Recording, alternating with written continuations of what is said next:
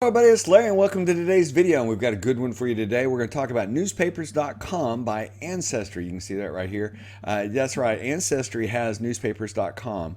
And we talked about in one video that we did before about the obituary index and how you have to have publishers extra in order to get it. Well, I've got that subscription now and we're going to look at this together. And I tell you what, right now they have a special. It says try 7 days free. I definitely recommend you doing that. Sign up, get the 7 days. I think you're going to find a lot of great information here. Now, I fell in love with this just from the beginning, and I'll show you why. Right here where it says sign in up at the top right, okay, I click sign in, and it says sign in with Ancestry. So I'm going to click that. Notice how it automatically linked. It signed me in using Ancestry because I've already signed up and linked the two. I don't have to type in the username and password. That's really, really nice. Now, let's get right to it. So one of the things I wanted to find out was a little bit about my grandfather from family number one, Otha Basie. And I had heard a story that he had a heart attack while he was driving his car and drove into a pole. I didn't know if this was true or not, and you kind of get family stories, and I'd had a lot of family stories over my time, so didn't know whether to believe that here. Well, I found an obituary for him in newspapers.com, and sure enough, it says Otha Otis Basie, Otha O Basie, suffers fatal attack in car. It says suffered a heart attack while driving his car.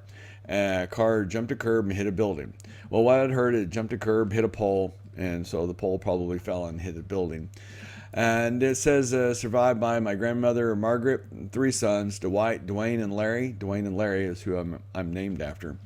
And this was before I was born, before Dwight was even married. I think he was a freshman in high school at this time.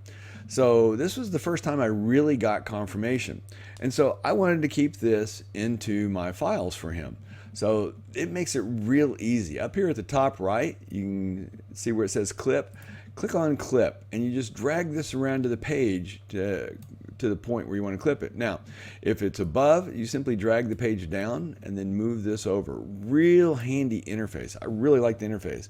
And so if I drag it down, I can't get the whole article. Well, I just scroll the page up, grab the corner again, and drag it down. And I get to the bottom, and there we go. So put the comment on it. It says comments about this, and it says Otha obituary. And I clip this. Now, this is where it really is nice. Remember where I told you I liked how it linked to Ancestry? Look here. Article's been clipped, so it's saved in my clippings. But with one single click right here, I can click it and link it over to Ancestry. So it defaults to my default tree. I can click the drop down and pick mini trees. And then the person that I want to assign this to, well, I want to assign it to Otha Basie. See, it says Otha Basie. So Otha Otis Basie. And there's the person, Otha O, and I can click next, and I can type in any comments that I want right here. I'm not going to put any for right now. And I click save, and now it is linked on Ancestry. That's really, really nice. And what's really great about this is because I use Family Tree Maker 2019, I can simply click sync, and this becomes downloaded to my local computer. So that's really handy too. So I've got the copy now. As soon as I hit sync on Family Tree Maker, I'll actually have it clipped on newspapers.com, over on ancestry.com inside the file for Otha Basie, and then also on Family Tree Maker. So that was really nice.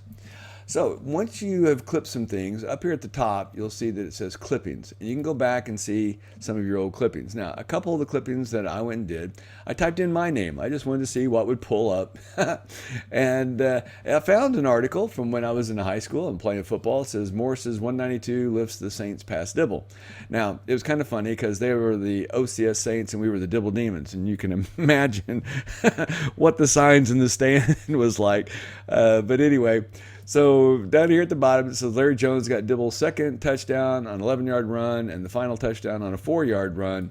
But it looks like we lost 44-20 in that game. So I had, 2 touchdowns, and it looks like we scored 3 maybe.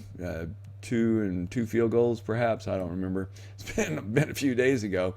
But it was really nice to find this. And what's interesting to me is Margaret Basie, grandmother Basie, family number 1, had actually clipped this out of the newspaper and saved it. And when she died, that passed on to me. So I actually have the original clipping on that. And another clipping was Dwight Basie. This is dad number 1. And I just want to kind of point this out. It says Dwight Neal Basie died at age 58 of cancer. And we scroll on down here just a little bit, and it says survived by 4 son/stepsons. I was the only son, Larry Dwayne Jones, and then the wife, Stacy, my wife, and then the stepsons, Jeff Netherton, Jim Chapman, and Bob Dowdy, who were daughters of Sandra. Now, it also lists my children. It comes up and says Jonathan Branna and Allison Jones. What I want to point out here is, even though I have a birth certificate listing him as my father, I've got an obituary here that shows that he is indeed my father. He's not my biological father. So be very cautious that you don't rely heavily on paper trails without DNA evidence to back it up, because without the DNA certifying it, it's still subject to change. I can promise you it happened to me. So here, like I said, it saved all my clippings right here, and I got to find out how the Basies, Dwight and his brother Dwayne, were in an accordion band in high school. They were in FFA. They were on TV, KWTV in Oklahoma City.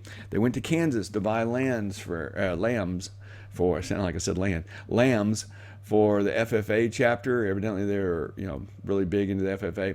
So you can see the clippings here, and it stores them here. And if you link them to somebody on your family tree on Ancestry, they're also on Ancestry. And then also, if you have a Family Tree Maker, you can sync it and download them to your own computer. Well, there's the brief overview of newspapers.com. And like I said, it appears to have a 7-day trial right now. So if I log out here, go back to the main page, it says try 7 days for free. I would consider doing that. I mean, the regular price on the subscriptions, it's kind of pricey, $75 for 6 months. $19.90 per month. I will say, when you do it, you're going to want to do the Publisher's Extra. There's so much more that goes with the Publisher's Extra rather than the basic.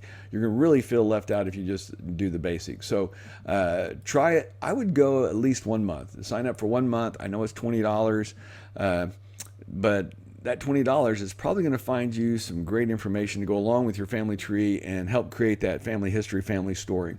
Anyway, I hope you enjoyed the video. If you did, give it a thumbs up, pass it around to your friends. If you haven't subscribed, click subscribe. Don't forget to click the bell notification, because that will let you know when the next video comes out. As always, appreciate you listening, and I'll talk to you again soon.